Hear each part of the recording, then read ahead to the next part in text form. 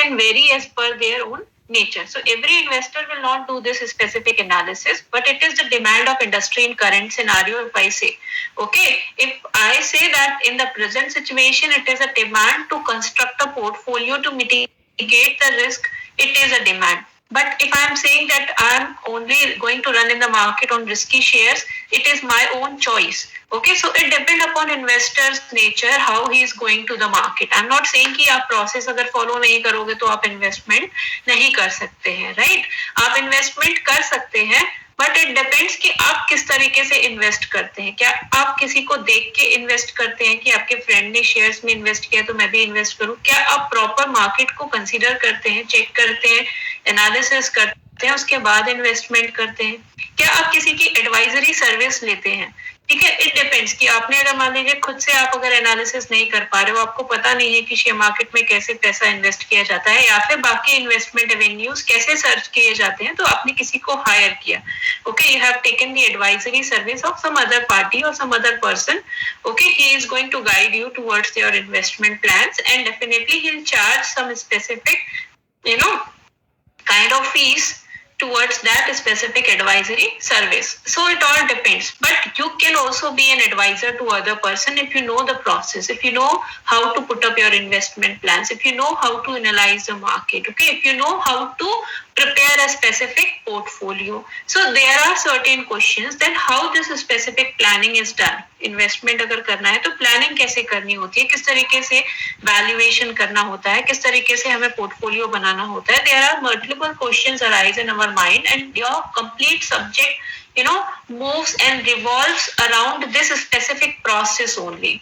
So quickly we are moving towards some specific heads which are mentioned there in the flow diagram. You just view this specific diagram.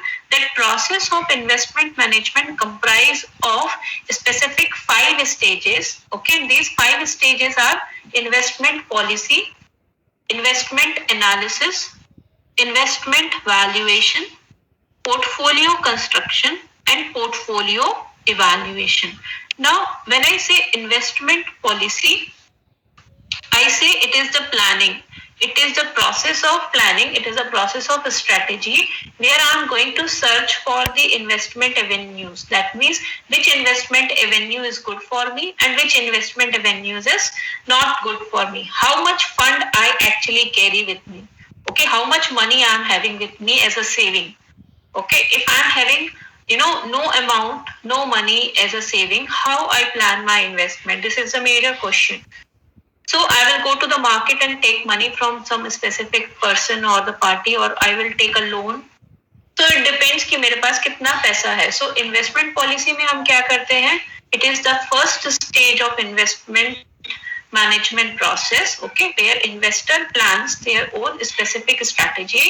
Okay, how to put up his investments and how much money he need to put up in investment plans. Okay, and which specific alternative option is good for investment in present scenario. So there are some specifications that we will deal in this specific head, that is investment policy, in detail. So what exactly investment policy is? Investment policy is actually a process of framing the specific plan, okay, for systematic functioning of the government or the investor. The investor generally plans or formulate a policy before proceeding to invest. Okay, if they are planning to put up their investment plans, okay, they do some specific planning, and this planning is depend upon the concept of some specific guidelines like investable funds, okay, and some specific areas that where they actually need to put up their investments. So framing of investment policy is what we can say. It is having some specific specific areas. First is investable funds. ठीक है, आपको जो funds है वो कैसे invest करने, क्या आपके पास कुछ सेविंग्स अवेलेबल है या फिर आप कुछ बोरोइंग्स लेकर अपने इन्वेस्टमेंट प्लान करते हैं. ठीक है, तो फंड्स में बी जनरेटेड थ्रू, ठीक है, फंड्स कैसे जनरेट हो सकते हैं? They can be generated through savings, They can be generated through savings and from the borrowings. ठीक है, आप चाहे तो अपने पास जो सेविंग्स है उसको इन्वेस्ट कर सकते हो फर्दर किसी भी इन्वेस्टमेंट प्लान पे, या फिर आप चाहे तो किसी से फंड बोरो करके भी इन्वेस्टमेंट प्लान कर सकते हैं। लेकिन अगर आप किसी से फंड बोरो करते हैं तो हमारे ऊपर सबसे बड़ा लोड क्या होता है कि हमें उसको पे भी करना है।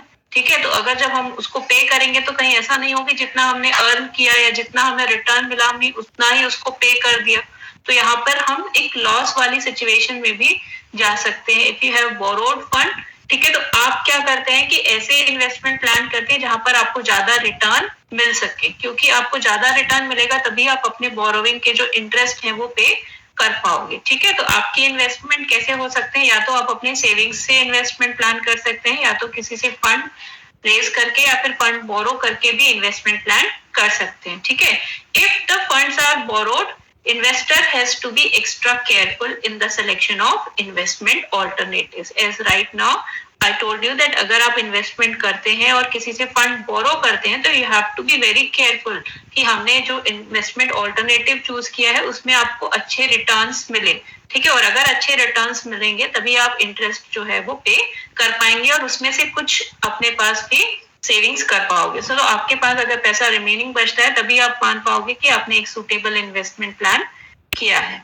Okay, this way we can say we can frame the investment policy कि हमें किस तरीके से फंड्स रेज करने हैं और कौन कौन से ऑल्टरनेटिव चैनल्स हमें सेलेक्ट करने हैं इन्वेस्टमेंट के लिए, सो दैट हम एक बेस्ट ऑल्टरनेटिव ऑप्शन को सेलेक्ट कर पाए। So firstly we frame the specific investment policy for investments. Okay,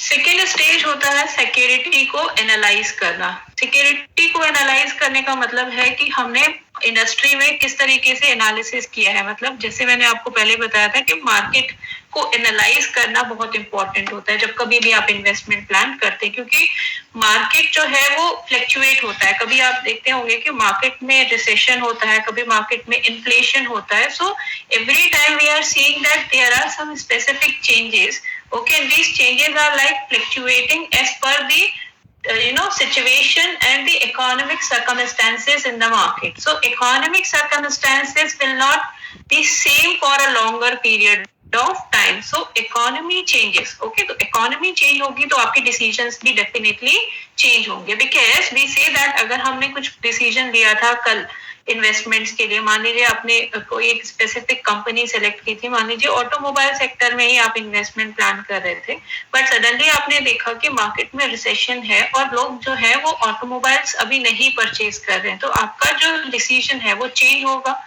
क्यों चेंज होगा? क्योंकि मार्केट चेंज हुआ। ठीक है, तो मार्केट को एनालाइज करना, इंडस्ट्री को एनालाइज करना और साथ ही साथ कंपनी को एनालाइज करना इंपॉर्टेंट होता है जब कभी भी आप इन्वेस्टमेंट प्लान करते हैं। लेकिन अगर आप एनालाइज नहीं करेंगे तो आपको पता ही नहीं होगा कि मार्केट में कौन से शेयर्स या कौन से इन्वेस्टमेंट आपके लिए बेनिफिशियल होंगे। Okay, so it all depends कि हमने एनालिसिस कैसे किया है। आपने प्रॉपर तरीके से एनालिसिस किया है, आपने चेक किया है कि आपके लिए कौन सी इंडस्ट्री सूटेबल है, आपके लिए कौन सी कंपनी बेस्ट कंपनी है। ठीक है, आप जिस इंडस्ट्री में पैसा लगा रहे हैं वो इंडस्ट्री अभी मार्केट में बूम स्टेज पर है कि नहीं है। ठीक है, अगर आपको लगता है कि मार्केट बूम कर रहा है किसी एक इंडस्ट्री में तो आप उस इंडस्ट्री में पैसा लगा सकते हो। जैसे अभी अगर करंट सिचुएशन की बात करें तो आप देख रहे होंगे कि काफी सारे सेक्टर्स जो है वो अफेक्ट हुए हैं।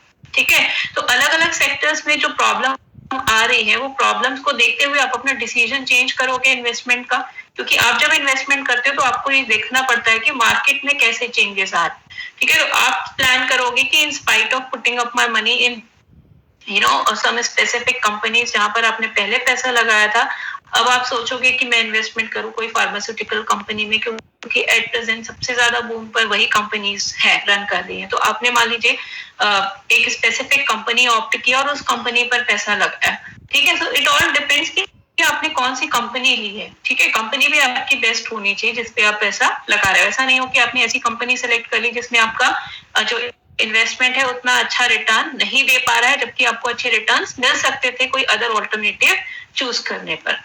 Okay, so this way we can say that हम क्या कर रहे हैं, एक एनालिसिस कर रहे हैं, सर्वे कर रहे हैं, मार्केट को चेक कर रहे हैं हमारे लिए अगर कौन सा सुटेबल मार्केट है, किस मार्केट में हम पैसा लगा सकते हैं। ठीक है, so we say that security analysis क्या होता है, you can look into the definition there. Securities to be bought are scrutinized through market, industry and company analysis after the formulation of investment policy. जैसे ही आप decision ले लेते हो कि आपके पास कितना पैसा है, ठीक है, आपने डिसाइड कर लिया कि मुझे कहाँ पैसा लगाना है, शेयर्स में लगाना है, बॉन्ड्स में लगाना है या फिर किसी एक सेफ सिक्योरिटी पर पैसा लगाना है, आपने अगर सेलेक्ट कर लिया तो आप कहाँ आते हो, मार्केट सर्वे पे आते हो, ठीक है। तो मार्केट एनालिसिस में आप क्या करते हैं, आप चेक करते हैं कि इंडस्ट्री मार्केट में किस तरीके से अभी एग्जिस्टिंग सिचुएशन रन हो रही है, इकोनॉमी कैसे मूव हो रही है, ठीक है, द ग्रोथ कैसी है, gross domestic product, that means हमारी कंपनी की जीडीपी जो है वो कैसे मूव हो रही है,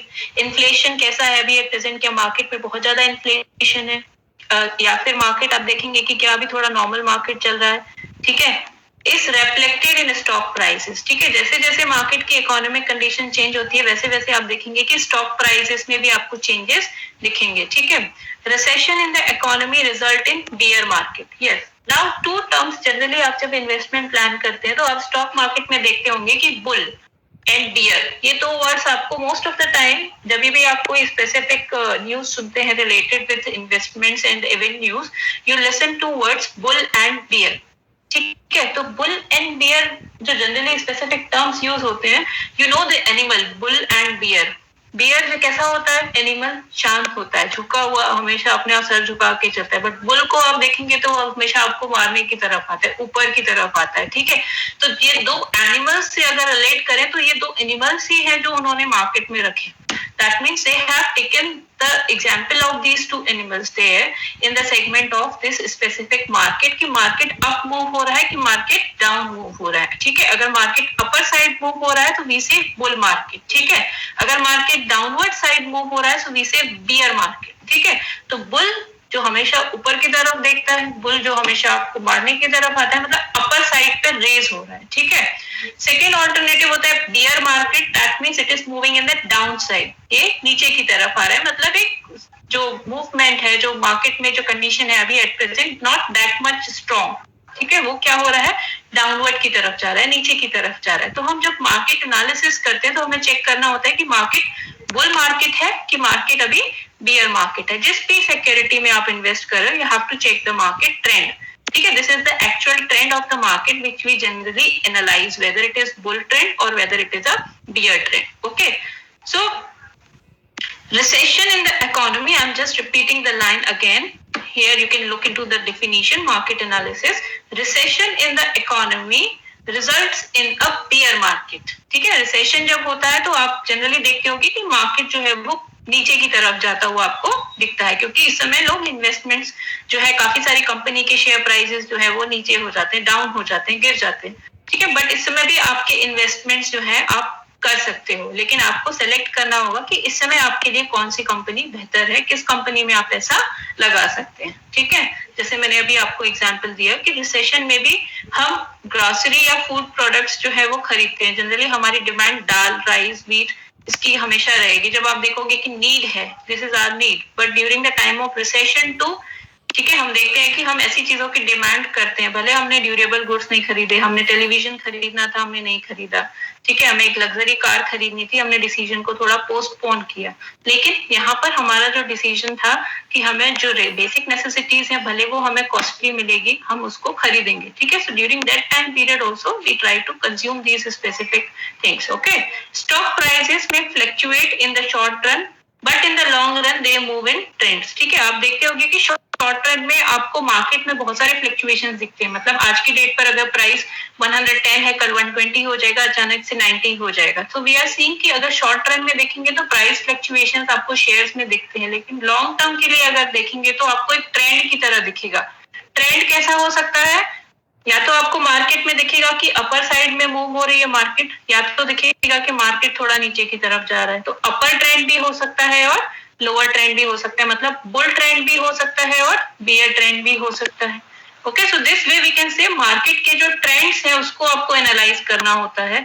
मार्केट में जो फ्लक्चुएशंस है डे टू डे बेसिस पर, वो कौन एनालाइज करता है, generally speculators generally check the market की क्या क्या फ्लक्चुएशंस आ रहे हैं, ठीक है। लॉन्ग रन के लिए आप इन्वेस्ट कर रहे हो, जैसे कि आप मान लीजिए एक इन्वेस्टर हैं, आप इन्वेस्ट कर रहे हैं, तो आपका जो इन्वेस्टमेंट प्लान है वो ट्रेंड्स की तरफ जाएगा कि मार्केट का ट्रेंड कैसा जा रहा है, क्या अभी ट्रेंड अपर साइड में जा रहा है, क्या ट्रेंड अभी लोअर साइड में जा रहा है? So depending upon the analysis of certain factors we try to take our decision in investments. Okay, तो investor can fix his entry and exit points through technical analysis. ठीक है, तो investors क्या करते हैं, अपने एंट्री और एग्जिट पॉइंट को फिक्स करते हैं, मतलब कब उनको मार्केट में आना है, कब उनको मार्केट से एग्जिट करना है. ठीक है, तो मार्केट में कितने समय तक उनको रहना है, इट ऑल डिपेंड्स कि उनका मार्केट कैसा मूव हो रहा है. तो यहाँ पर हम क्या करते हैं, कुछ टेक्निकल फैक्टर्स को अप्लाई करते हैं या टेक्निकल चार्ट्स का यूज करते हैं, जिसके थ्रू हम क्या कर पाते हैं, मार्केट को प्रॉपरली एनालाइज कर पाते हैं. तो यहाँ पर आपको मार्केट ट्रेंड को एनालाइज करने के लिए कुछ टेक्निकल टूल्स होते हैं, जैसे चार्ट्स. ठीक है, इन चार्ट्स